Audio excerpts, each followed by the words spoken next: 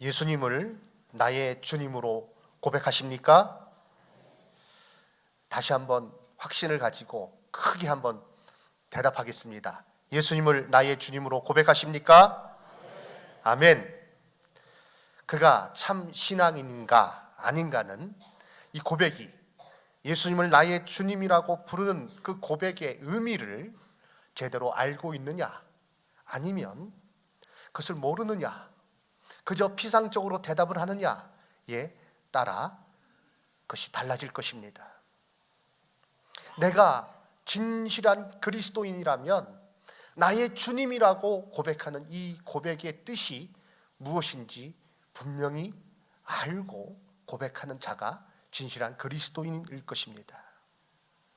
예수님을 주로 받았다라고 오늘 6절에서 말씀하고 있습니다. 6절 말씀, 그러므로 너희가 그리스도 예수를 주로 받았으니 라고 말씀하고 있습니다. 여기서 받았다라는 이 말이 어떤 뜻인가? 마음으로 깊이 받아들여 자신의 것으로 취한다라는 뜻입니다. 저를 따라서 읽어주시기 바랍니다. 마음으로 깊이 받아들여 자신의 것으로 취한다. 아멘. 이것이 예수를 주로 받았다는 의미인 것입니다. 이는 로마서에서 말씀하시는 바와 같이 그리스도와의 연합을 의미하는 것입니다. 그리고 그 연합은 생명의 연합이라는 것입니다. 로마서 6장 4절 이하의 말씀, 그러므로 우리가 그의 죽으심과 합하여 세례를 받음으로 그와 함께 장사되었나니 이는 아버지의 영광으로 말미암아 그리스도를 죽은 자 가운데서 살리심과 같이 우리로 또한 새 생명 가운데서 행하게 하려 함이라. 5절 말씀 함께 읽겠습니다. 만일 우리가 그의 죽으심과 같은 모양으로 연합한 자가 되었으면 또한 그의 부활과 같은 모양으로 연합한 자도 되리라. 아멘. 여기서 강조하고 있는 단어가 무엇일까요? 연합이라는 단어입니다. 그리스도와의 연합입니다. 예수님을 나의 주님으로 고백한다는 것, 나의 주로 받았다는 것은 이와 같이 그리스도와 생명의 연합을 이루었다는 것입니다. 이 연합을 이룬 우리들, 그 안에 있다는 것입니다. 그리고 내가 또한 예수 그리스도 안에 있는 것이고 그리스도께서 내 안에 계신 것입니다. 생명의 연합입니다. 뗄래야 뗄 수가 없다는 거죠. 예수로 인하여 사는 것이요, 예수로 인하여 죽는 것이요, 예수로 말미암아 하루하루 매 순간 지내는 줄로 믿습니다. 그래서 우리는 그 안에서 살아가고 있는 것입니다. 오늘 그 안에 있는 예수 그리스도 안에 있는 우리들에게 또한 명령하시는 바가 무엇인지 이 말씀을 통해서 깨닫고 더욱더 복되게 신앙생활 하시는 저와 여러분 다 되시기를 주님의 이름으로 축원합니다. 오늘 읽은 본문의 말씀에 보면 그 안에서라는 단어가 자주 등장합니다. 엔 크리스토라는 이 단어, 아주 중요한 단어인 것입니다. 그 안에서 예수를 주로 받았다, 바로 예수 그리스도 안에 있다는 것입니다. 그 안에서 우리에게 요구하시는 바, 또 우리가 달려가야 할 바가 무엇인지 깨닫고 더 성숙한 그리스도인으로 이 땅에서 살아가시고 하나님께 영광 돌리시는 우리 모든 이 자리에 참여한 성도님들 되시기를 주님의 이름으로 축원합니다. 첫 번째, 오늘 본문 말씀 가운데 우리에게 주시는 명령, 예수 그리스도 안에서 행하라입니다. 우리 같이 한번 크게 읽도록 하겠습니다. 예수 그리스도 안에서 행하라. 아멘. 우리 옆에 계신 분 이렇게 보시면서요, 이 말씀 가지고 서로 인사하겠습니다. 예수 그리스도 안에서 행합시다. 아멘. 6절 말씀입니다. 너희가 그리스도 예수를 주로 받았으니 그 안에서 행하되 라고 말씀하고 있습니다. 여기서 행한다는 이 말씀은 일상의 삶 전체를 지속적으로 그리스도와의 교제 가운데 살아가는 것을 의미합니다. 두 가지 사실이 참 중요합니다. 첫 번째는 삶 전체라는 이 단어가 중요하고요, 또한 지속적이라는 단어가 중요합니다. 그야말로 신앙으로 모든 것을 행해야 된다는 것입니다. 너희가 예수 그리스도를 주로 받았으니 그 안에서 행하되 라고 했을 때 행한다 이 말은 삶 전체를 의미하는 것입니다. 신앙생활이 어떤 나의 삶의 일부분이 되어서는 안 된다는 거죠. 여기서의 모습은 괜찮은데 저기서의 모습은 다르면 안 된다는 것입니다. 그리스도인은 그 삶 전체가 예수 그리스도 안에서 행하는 삶이어야 될 줄로 믿습니다. 교회에서는 천사 같은데 나가면 그렇지 않다. 교회 안에서의 말은 정말 입에서 향기가 풍기고 꿀이 넘치고 그런 말들이 쏟아져 나오는데 나가니까 거친 말들이 쏟아져 나온다. 예상치 못하는 말들이 쏟아져 나온다. 이거는요, 그 안에서 행하는 것에 많이 부족한 것입니다. 그런 경우가 있어요. 요즘 핸드폰 사용하면서요, 참 주의해야 되는데 내 말소리는 상대방이 안 들리는데 상대방의 말소리는 들리는 경우가 있어요. 이게 뭔가 좀 기계적인 오류 때문에 그렇게 되는 것 같습니다. 그래서 여보세요, 안 들려요 그분은. 그래서 계속 그분도 저한테 얘기를 해요. 여보세요, 왜 전화하셨어요? 그런데요, 우리 교회 교인은 절대 아닙니다. 이거 지어내서 하는 말이 아니라요, 정말 우리 교회 교인은 아닙니다. 다른 교회 이렇게 성도님하고 어떤 일이 있어서 통화했는데 여보세요, 안 들리나 봐요. 두 번째 전화가 또 왔어요. 그 성도님께 또 제가 받았어요. 여보세요 그랬더니 제 말소리가 안 들리신가 봐요. 딱 끊으면서 이렇게 육두문자가 확 나오는데 제가 놀래가지고요, 주여.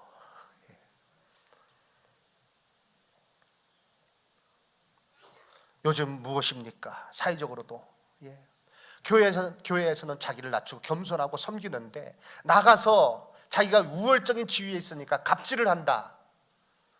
그런 모습이 있다면 그것이 어찌 그리스도 안에서 행하는 일이 되겠냐 하는 것입니다.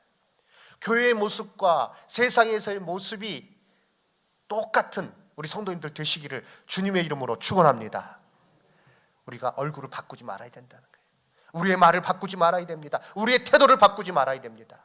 항상 그리스도 안에서 우리는 매일매일 살아가야 됩니다. 가정에서, 직장에서, 그리고 내가 만나는 사람이 누구든지 간에 목사를 만날 때뿐만 아니라 다른 사업상의 여러 사람들을 만날 때 동일한 태도와 동일한 말로 우리가 그리스도 안에서 예수 그리스도를 나의 주로 고백하니 그 안에서 행하여야 할 줄로 믿습니다. 두 번째 중요한 것은 지속적이어야 된다는 거죠. 은혜 받았습니다. 기도원에 가서 기도했습니다. 부흥성에 참여했습니다. 은혜를 받았어요. 한두 달 동안 참 세상에 저런 사람이 다 있겠나 싶을 정도로 성자처럼 지내다가 한두 달 지나고 나니까 그 모습이 온데간데 없이 사라졌다. 이것이 그리스도 안에서 행하는 모습은 아니지요. 우리는 그야말로 신앙으로 모든 것을 행하며 그 모습을 계속 가지고 살아가야 할 것입니다. 그러므로 반드시 신앙생활은 생활신앙이 되어야 합니다. 바울 사도는 빌립보서 1장 27절에 복음에 합당하게 생활하라 라고 권면하고 있습니다. 저를 따라서 외쳐주시기 바랍니다. 복음에 합당하게 생활하라. 복음에 합당하게 생활하라. 이 말의 무게를 깨닫고 그 말씀 그대로, 이 말씀 그대로 실천하며 살아가시는 우리 성도님들 되시기를 주님의 이름으로 축원합니다. 그리스도의 사람이면 그 모습으로 일하고 그 모습으로 사람을 대하고 그 모습 그대로 그 입술도 그러해야 되며 변함이 없어야 될 줄로 믿습니다. 예수를 주로 받았으니, 예수님을 나의 주님으로 고백하니 그 사람은 반드시 그 안에서 행해야 될 것입니다. 삶 전체를, 그리고 주님 나라 가는 그 순간까지 변함없이 그 안에서 행하시기를 주님의 이름으로 축원합니다. 두 번째, 그 안에서 뿌리를 내리며 세움을 받아야 합니다. 예수 그리스도 안에서 행하기 위하여 반드시 필요한 것은 그 안에 뿌리를 내리고 세움을 받는 일입니다. 오늘 7절 말씀, 그 안에 뿌리를 박으며 세움을 받아 교훈을 받은 대로 믿음에 굳게 서서 감사함을 넘치게 하라. 이 7절 말씀을 직역한다면 너희는 뿌리가 박혀 있게 하라.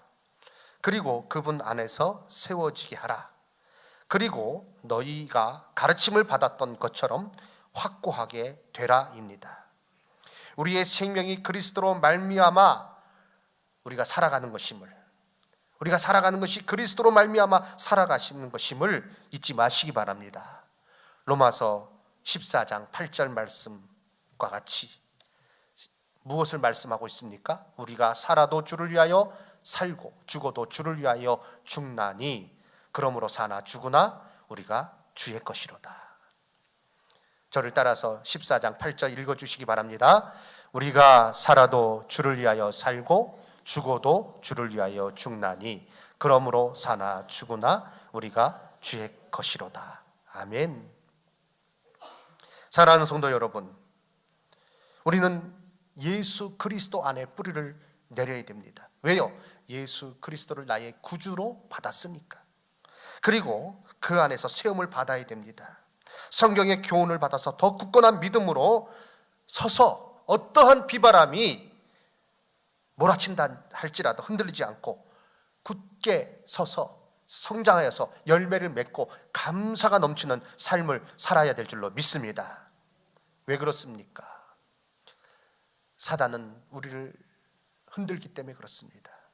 8절 말씀, 누가 철학과 헛된 속임수로 너희를 사로잡을까 주의하라.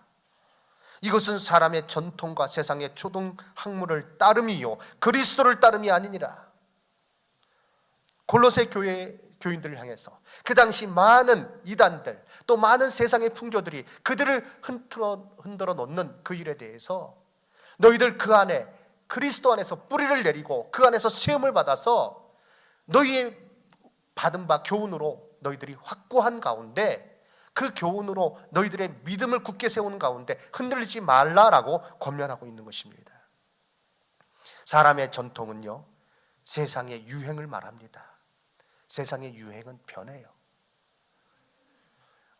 며칠 전에 신방 가기 위해서 제가 넥타이를 맸더니요, 저희 집 사람이 깜짝 놀라면서 그 넥타이 매지 말라는 거예요. 안 돼요, 이렇게 얘기를 했습니다.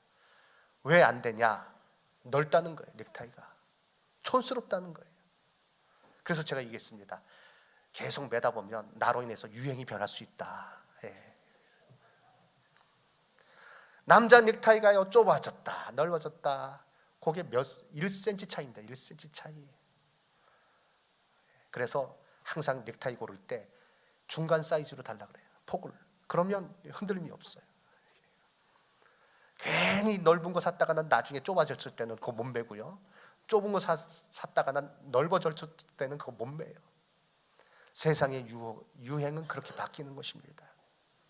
세상의 초등학문이라는 것은 세상의 기초를 둔 원리를 말하고 있습니다.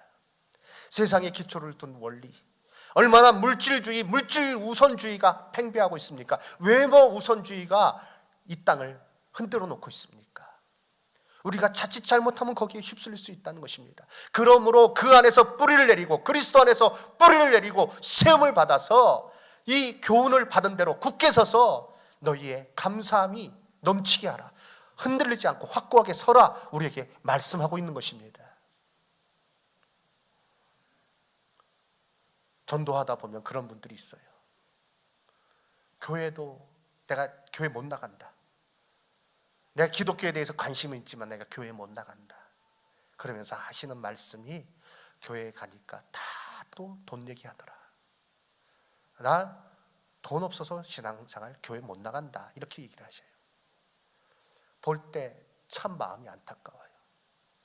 어느 목사가 그렇게 말하겠습니까? 그런데 그분이 그런 원리에 빠져 들어가 있으니까 모든 것을 그렇게 해석하는 거예요.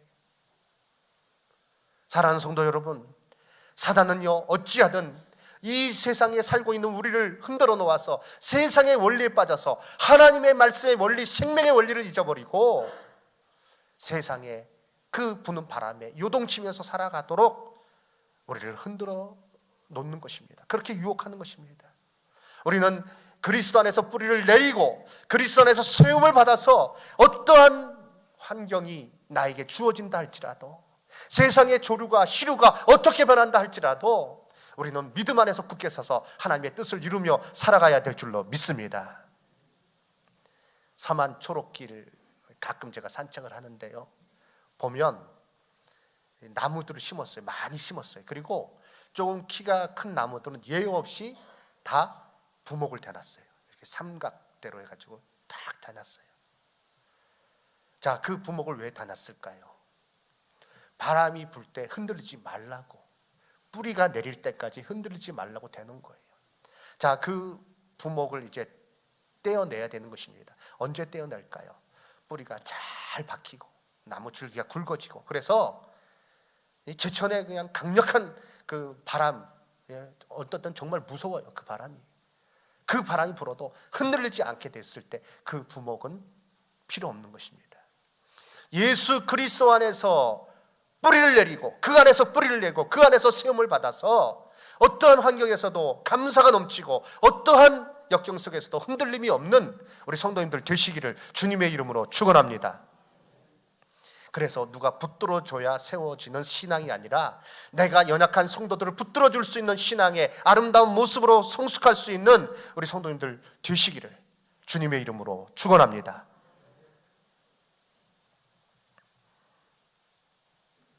나가사키 순교자 기념관에 지난 1월 달에 갔다 올 수 있었는데요, 충북 동로의 학생부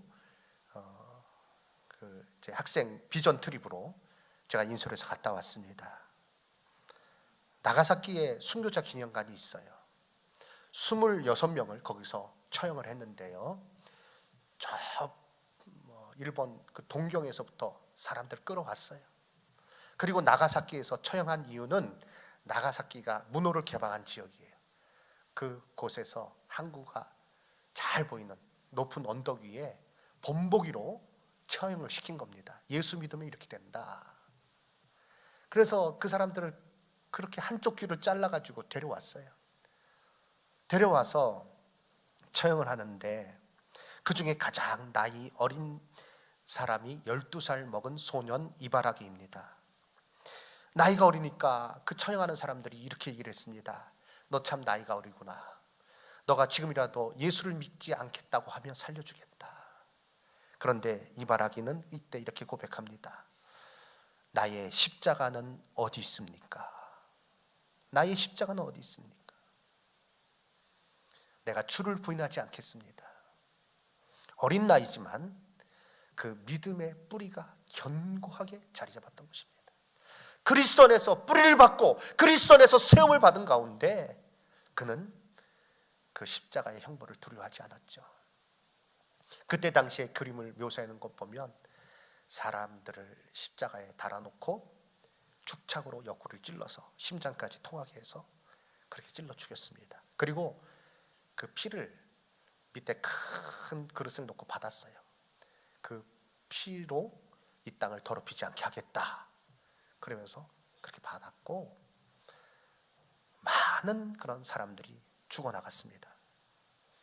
일본이 지금 신앙에 참 열악한 환경 가운데 있지만, 그러나 일본에서 선교하시는 선교사님들은 이 땅에 많은 순교자들이 그 피가 참으로 있는 그런 땅이라는 것에 소망을 가지고 언젠가는 하나님께서 이 민족을 변화시키고 이 민족의 복음에 큰 역사를 이루실 것을 바라보면서 거기서 열심히 사역을 하고 계세요.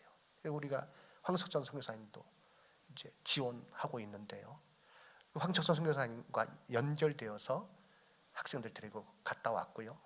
학생들은 처음에 여행 가는 줄 알았죠. 그런데 가가지고 얼마나 그 프로그램이 타이트하게 진행되는지 차 안에서 찍은 사진들 보면 전부 다 기절이에요. 기절. 순교지, 그 신앙의 행적들을 따라서 참 큰 은혜를 받고 왔습니다. 사랑하는 성도 여러분, 세상의 시류가, 세상의 거대한 흐름이 늘 우리를 유혹합니다. 우리를 그쪽으로 휩쓸리게 만듭니다. 그러나 다른 곳이 아니라 그리스도 안에 뿌리를 내리시기 바랍니다. 그리스도로 말미암아 세움을 입으시기 바랍니다. 그리고 흔들림 없는 신앙으로 언제나 하나님 바라보면서 하나님께 감사하면서 이 땅을 살아가시는 우리 성도님들 되시기를 주님의 이름으로 축원합니다. 마지막 세 번째, 예수 그리스도 안에서 충만하라 라고 말씀하고 있습니다. 예수 그리스도 안에서 너희를 온전하게 하실 것이다 또 말씀하고 있습니다. 10절입니다. 너희도 그 안에서 충만하여졌으니 라고 말씀하고 있습니다. 이 말씀은 예수 그리스도 안에서 온전하여졌다는 것입니다.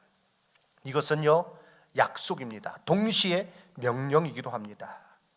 성도는 예수 그리스도를 닮기에 힘써야 합니다. 그분의 사랑, 순종, 헌신을 본받아 온전하도록 우리가 달려나가야 할 것입니다. 예수님께서는 마태복음 5장 48절을 통해서 우리에게 말씀하셨습니다. 하늘에 계신 너희 아버지의 온전하신 것 같이 너희도 온전하라 라고 말씀하셨습니다.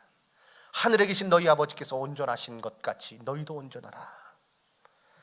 또 바울 사도는 고린도 교회를 향해서 말합니다. 고린도후서 13장 11절 말씀 우리 다 같이 한 목소리로 읽도록 하겠습니다. 마지막으로 말하노니 형제들아 기뻐하라. 온전하게 되며 위로를 받으며 마음을 같이하며 평안할지어다. 아멘. 기뻐하라. 온전하게 되며 위로를 받으며 마음을 같이하여 평안할지어다. 우리에게 명령하시는 거예요. 그러나 우리는 우리의 연약함을 잘 압니다. 우리가 온전하고자 하는 마음은 있으나 우리가 그렇게 살지 못해요. 목사도 그런 고백을 할 수밖에 없어요. 우리 모두 다 우리의 연약함을 고백할 수밖에 없습니다. 온전하게 되고 싶은데, 그 명령에 따라서 온전하게 충만하게 살고 싶은데 그러지 못합니다. 그래서 하나님께서 우리에게 약속을 주셨어요. 그런 우리의 연약함을 아시고 약속을 주십니다. 우리를 온전케 하시겠다라고 말씀하십니다. 베드로전서 5장 10절 말씀, 모든 은혜의 하나님 곧 그리스도 안에서 너희를 부르사 자기의 영원한 영광에 들어가게 하신 이가 잠깐 고난을 당한 너희를 친히 온전하게 하시며 라고 말씀하십니다. 히브리서 12장 2절 말씀, 믿음의 주여 또 온전하게 하시는 이인 예수를 바라보자. 우리에게 약속을 주셨어요. 우리를 하여금 온전하게 하라라고 명령하실 뿐 아니라 우리가 약해서 그것을 이루지 못하는 것을 보시면서 그러나 내가 너를 온전하게 하겠다라고 말씀하시는 거예요. 우리에게 이 약속을 주신 이유는 무엇일까요? 우리가 자신에게 실망하며 낙심하고 있을 때 이 약속을 바라봐야 된다는 것이에요. 이 약속을 붙들고 나가면 하나님께서 그렇게 우리를 결국 온전하게 하신다는 것입니다. 예수 그리스도 안에서 온전하게 하시겠다는 이 약속을 붙들고 온전함을 향해서 나아갈 수 있는 우리 성도님들 다 되시기를 주님의 이름으로 축원합니다. 연약할 때마다 이 약속을 붙드시기 바랍니다. 빌립보서 1장 6절 말씀, 너희 안에서 착한 일을 시작하신 이가 그리스도 예수의 날까지 이루실 줄을 우리는 확신하노라. 아멘. 예수 그리스도의 날에 이르기까지 우리 안에서 착한 일을 시작하시는 예수 그리스도께서 이루실 것이다, 그것을 확신한다 라고 말씀하고 있습니다. 그렇습니다. 이것이 바로 우리에게 주어진 약속이에요. 또한 명령이에요. 이 약속 붙들고 주님 나라 가는 그 순간까지 주님 나라에서 우리는 온전하게 될 것입니다. 그 순간까지 우리는 예수 그리스도를 본받아 살아야 될 줄로 믿습니다. 이제 말씀 마치겠습니다. 예수 그리스도를 나의 주님으로 고백하십니까? 예수 그리스도를 나의 주로 받으십니까? 받으셨습니까? 아멘. 예수님을 나의 주님이라고 우리 고백하는 우리 성도님들이 여기 계십니다. 아직 그 고백이 진실한 고백으로 나오지 않는다면 예수 그리스도가 누구신지 다시 한번 말씀을 통해서 깨닫고 예수 그리스도를 마음의 문을 열고 나의 주님 나의 하나님으로 고백하는 우리 성도님들, 여기 계신 모든 분들 되시기를 주님의 이름으로 축원합니다. 예수 그리스도를 나의 구주로 고백한다면 우리는 그 안에 있는 것이고 그 안에서 우리에게 명령하시는 바가 있습니다. 세 가지를 말씀드렸습니다. 그 안에서 행하라. 그 안에서 행하라. 예수 그리스도 안에서 모든 삶을, 그리고 지속적으로 주님 나라 이룰 때까지 살아가시는 성도님들 되시기 바랍니다. 이를 위해서 우리에게 명령하시는 바, 그 안에서 무엇이라고요? 뿌리를 내려라. 그 안에서 세움을 받아라. 예수 그리스도의 그 믿음 안에, 예수 그리스도를 믿는 믿음 안에서 뿌리를 내리시기 바랍니다. 다른 데 뿌리 내리지 마세요. 세상의 것에 뿌리를 내리면 거기서 썩어진 것을 거둘 수밖에 없습니다. 거기서 허무해질 수밖에 없습니다. 같이 썩어질 수밖에 없어요. 예수 그리스도로 말미암아 뿌리를 내리고 그 안에서 뿌리를 내리고 그 안에서 세움을 받아서 이 세상에 여러 가지 많은 일들이 있지만 흔들리지 아니하고 굳게 서시는 우리 성도님들 되시기를 주님의 이름으로 축원합니다. 그리고 마지막으로 그 안에서 충만하시기 바랍니다. 그 안에서 온전하시기 바랍니다. 약속입니다. 그렇게 하시겠다고 하셨어요. 또 그렇게 하라고 명령하십니다. 우리는 그 약속 바라보며 우리의 믿음의 경주를 끊임없이 달려나갈 때 우리는 정말로 그리스도 안에서 충만한, 또 그리스도 안에서 온전한 삶을 살게 될 줄로 믿습니다. 그렇게 우리는 세워지게 될 것입니다. 그 삶을 향해서 나아가는 가운데 하나님께서 그것을 기뻐하신 것입니다. 이와 같은 은혜가 우리 성도님들에게 다 있으시기를 주님의 이름으로 축원합니다. 아멘.